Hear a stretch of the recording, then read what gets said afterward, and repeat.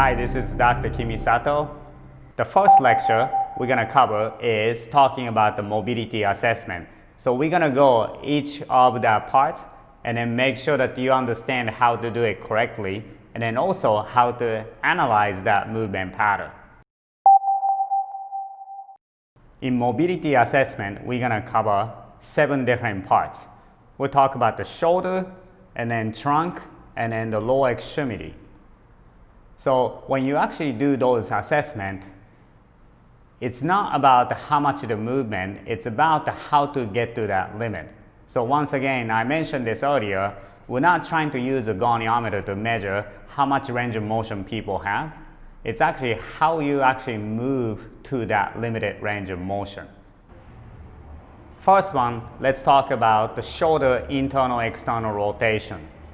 So when you actually do this, make sure that you know that the internal rotation is to go down and then the external rotation is to go up.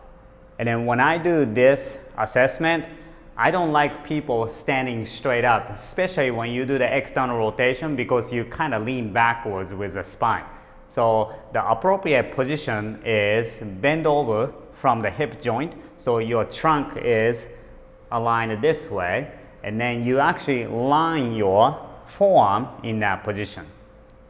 So you bend your elbow 90 degrees and then keep your arm in a torso alignment, and then from there you start out here and then you have 90 degrees and then the 90 degrees. So you have 90-90 is that range of motion.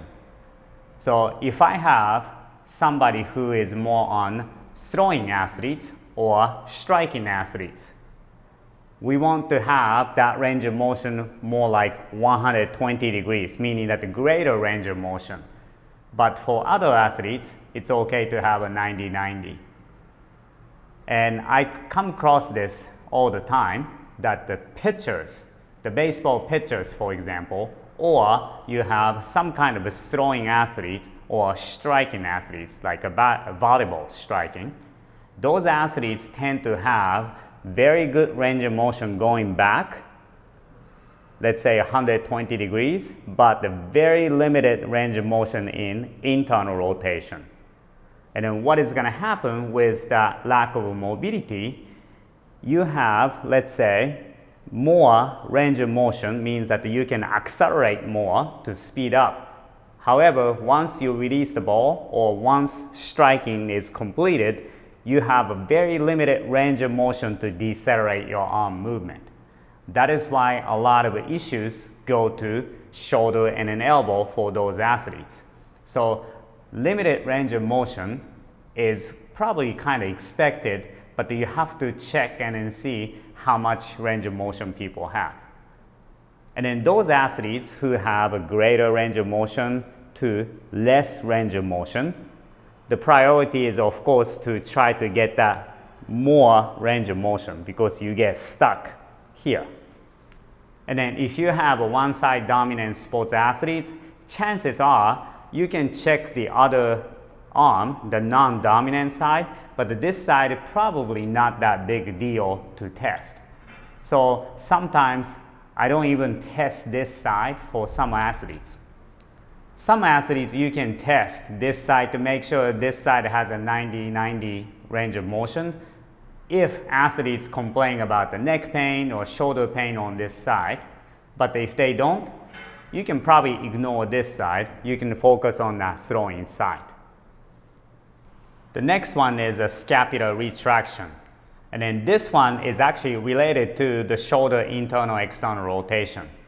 If you have a limited range of motion to be able to retract your scapula, chances are you're limiting that range of motion in the shoulder joint. So this one is a very important part of assessment when you're assessing for throwing athletes and striking athletes.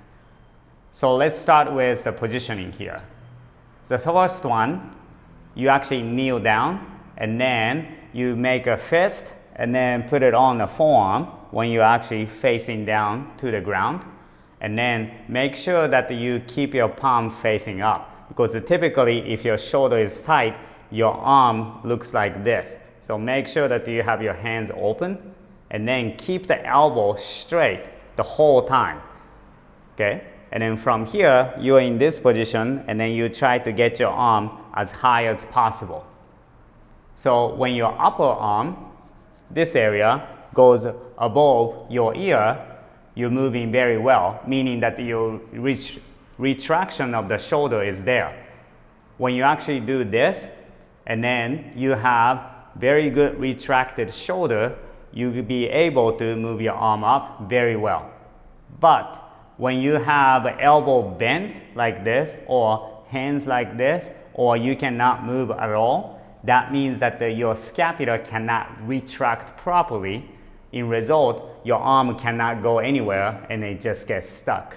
So it creates the inability to move the shoulder freely. So again, the first one you did about the shoulder internal-external rotation, somewhat related to how well you can move your scapula. So if you have a very limited range of motion of scapular retraction, chances are you probably don't have a very good range of motion in the shoulder.